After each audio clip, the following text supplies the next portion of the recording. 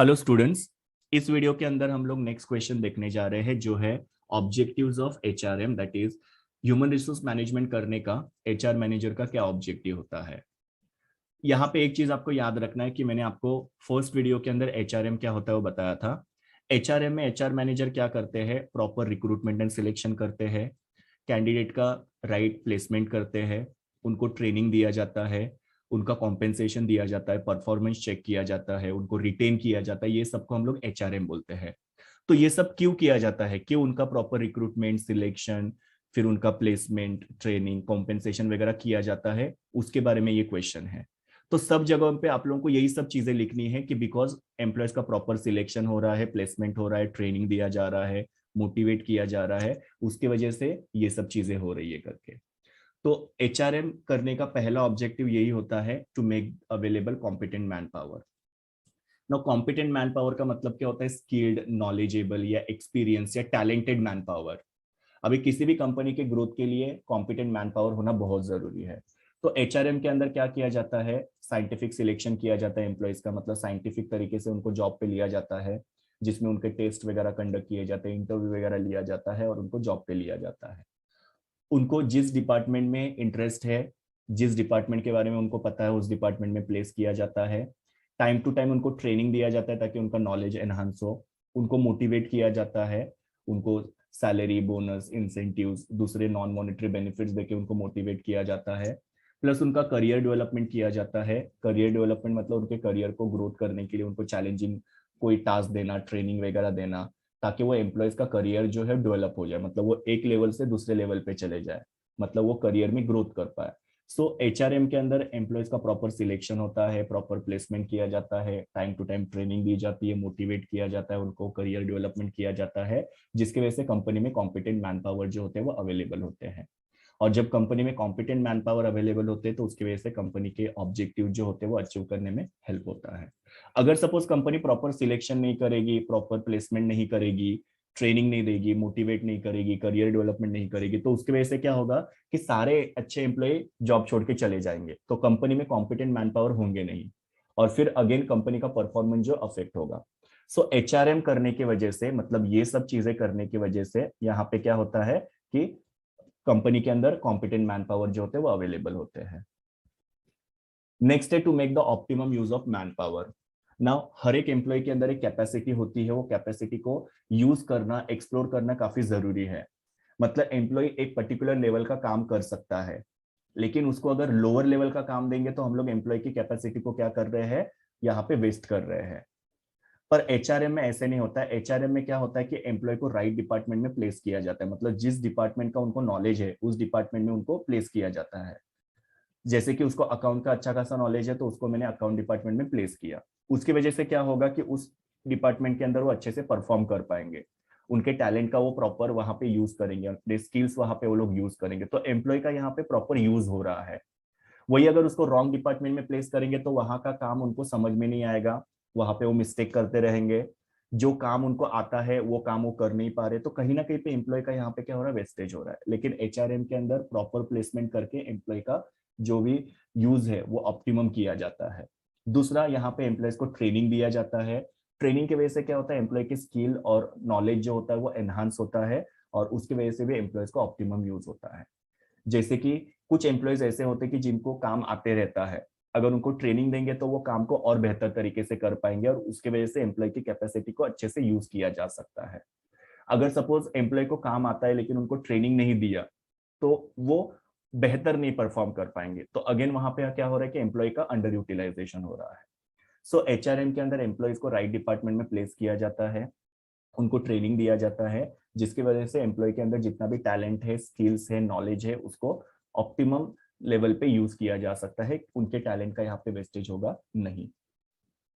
फिर थर्ड है to motivate the employees. Again same चीजें लिखनी है जैसे हम लोग ने यहाँ पे लिखा था, सिलेक्शन के बारे में, प्लेसमेंट के बारे में, ट्रेनिंग के बारे में, सेम यहाँ पे भी लिखना है कि एचआरएम के अंदर एम्प्लॉयज का साइंटिफिक सिलेक्शन किया जाता है, राइट डिपार्टमेंट में उनको प्लेस किया जाता है, उनको ट्रेनिंग दिया जाता है, टाइम टू टाइम उनका परफॉर्मेंस अप्रेजल करके उनका रिपोर्ट बनाया जाता है कि वो कैसे परफॉर्म कर रहे हैं, उनको प्रमोशंस वगैरह दिया जाता है, जिसकी वजह से क्या होता है कि एम्प्लॉय अच्छे से परफॉर्म करते हैं। क्योंकि क्या होता है कि अगर सपोज एम्प्लॉय का प्रॉपर सिलेक्शन नहीं किया है, मतलब जैसा कैंडिडेट चाहिए तब वैसा सिलेक्शन नहीं किया है, एकदम अनसाइंटिफिक तरीके से सिलेक्शन किया है, राइट डिपार्टमेंट में उनको प्लेस नहीं किया है, उनको टाइम टू टाइम ट्रेनिंग नहीं दिया जा रहा है, तो उसकी वजह से ऑब्वियसली एम्प्लॉय का परफॉर्मेंस जो अफेक्ट होगा।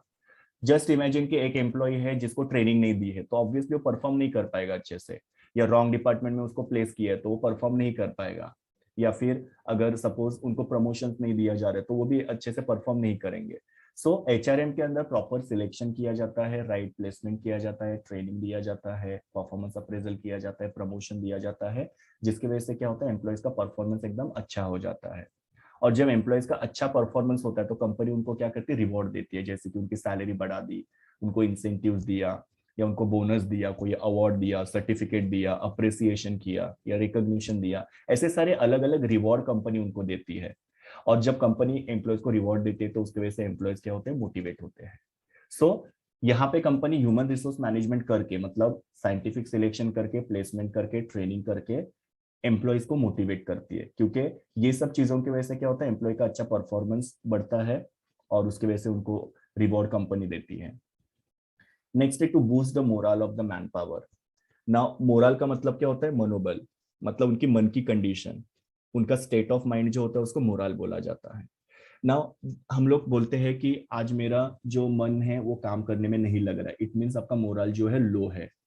यस नो, सो मोरल मतलब कि आपकी मन की कंडीशन कैसी है, आपका मनोबल कैसा है। सो एचआरएम जो होता है वो एम्प्लॉय के मोरल को बूस्ट करने में काफी ज्यादा हेल्पफुल होता है। एम्प्लॉयज का मोरल जब बूस्ट होता है तो उसकी वजह से एम्प्लॉय अच्छे से काम करते हैं, इफेक्टिव तरीके से काम करते हैं और उनकी एफिशिएंसी बढ़ती है। सो यहाँ पे वही लिखा है कि moral is a state of mind और द विलिंगनेस टू वर्क, मतलब मोरल की वजह से पता चलता है कि एम्प्लॉय किस स्टेट ऑफ माइंड में है, किस कंडीशन में है, उनका मन क्या कह रहा है, और वो लोग काम करने के लिए रेडी है कि नहीं।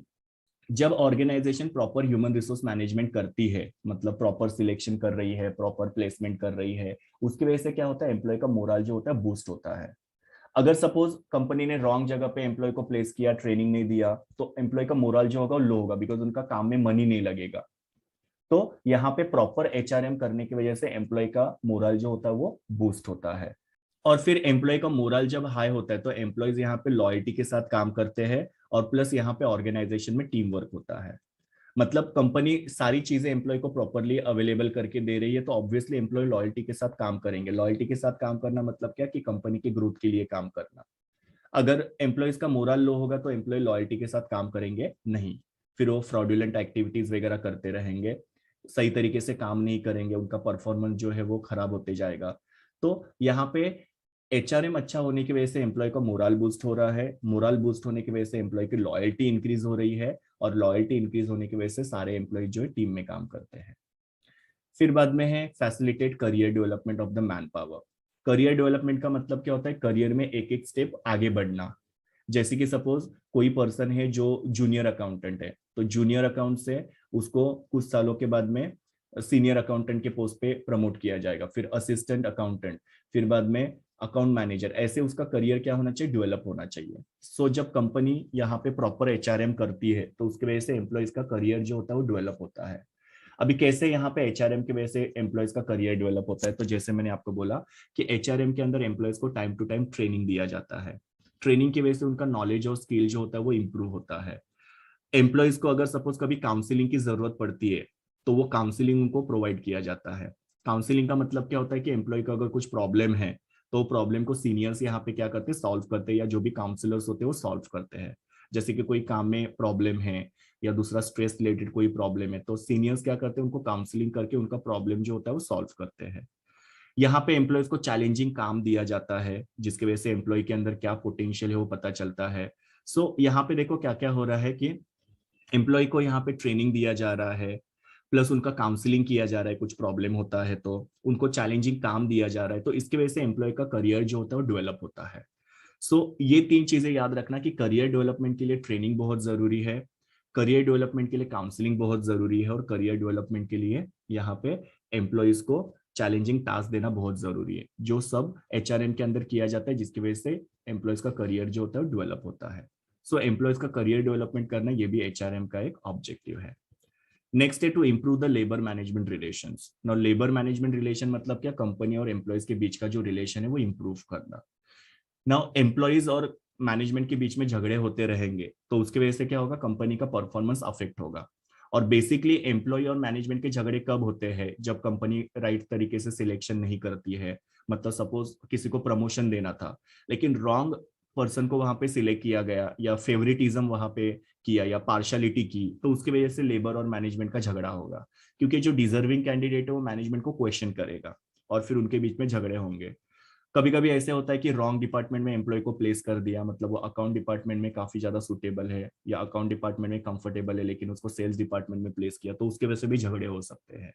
एम्प्लॉयज को ट्रेनिंग नहीं देना, मोटिवेशन नहीं करना, या उनका परफॉर्मेंस अप्रेजल ठीक तरीके से नहीं करना, इंक्रीमेंट्स नहीं देना, इसकी वजह से लेबर और मैनेजमेंट के बीच में झगड़े होते हैं। लेकिन एचआरएम में क्या होता है, सब कुछ एकदम ठीक तरीके से होता है, जैसे कि प्रॉपर सिलेक्शन करना, एम्प्लॉयज को राइट डिपार्टमेंट में प्लेस करना, उनको टाइम टू टाइम ट्रेनिंग देना, मोटिवेट करना, फिर बाद में उनका परफॉर्मेंस अप्रेजल करना। ये सब चीजों की वजह से क्या होता है कि एम्प्लॉयज को क्या करना है, उनकी रिस्पॉन्सिबिलिटीज उनको क्लियर होती है, जिसकी वजह से लेबर और मैनेजमेंट के बीच में फाइट्स नहीं होते हैं, और ऑर्गेनाइजेशन के अंदर एक हेल्दी एनवायरनमेंट जो होता है वो मेंटेन होता है, जिससे कंपनी का परफॉर्मेंस इंप्रूव होता है। सो एचआरएम के अंदर सिलेक्शन प्रॉपर करने की वजह से, प्लेसमेंट प्रॉपर तरीके से करने की वजह से, ट्रेनिंग, परफॉर्मेंस अप्रेजल, प्रमोशंस, ये सब करने की वजह से क्या होता है कि लेबर और मैनेजमेंट के बीच में झगड़े होते नहीं है और उनके बीच में हेल्दी रिलेशंस डेवलप होते हैं। नेक्स्ट है to enhance corporate image. Corporate image मतलब क्या, कंपनी की इमेज। जिस कंपनी में ह्यूमन रिसोर्स मैनेजमेंट प्रॉपरली होता है उस कंपनी के एम्प्लॉयज जो होते हैं वो सेटिस्फाइड होते हैं, और जिसकी वजह से उनका मोरल जो होता है बूस्ट होता है।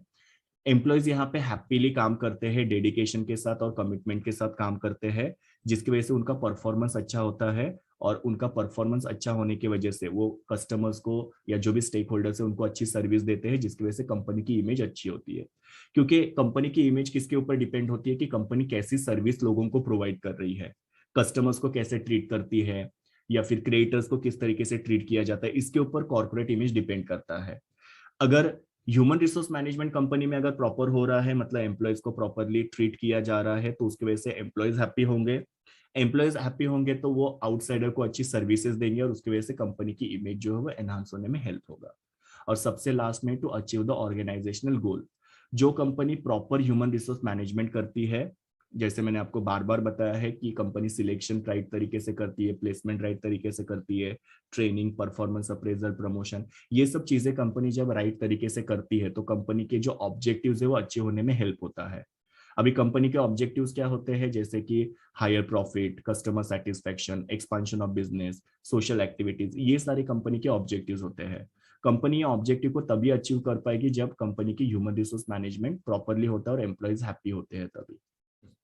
तो बेसिकली आप लोगों ने देखा होगा कि इस क्वेश्चन के अंदर मैंने एक चीज को बार बार रिपीट किया हुआ है, जैसे कि scientific selection, right placement, training, motivation, career development, performance appraisal, promotions, ये सब चीजें जो होती है इसी को एचआरएम बोलते हैं। और ये सब चीजें करने की वजह से ही ये सारे जो कंपनी के ऑब्जेक्टिव्स होते हैं वो फुलफिल हो पाते हैं।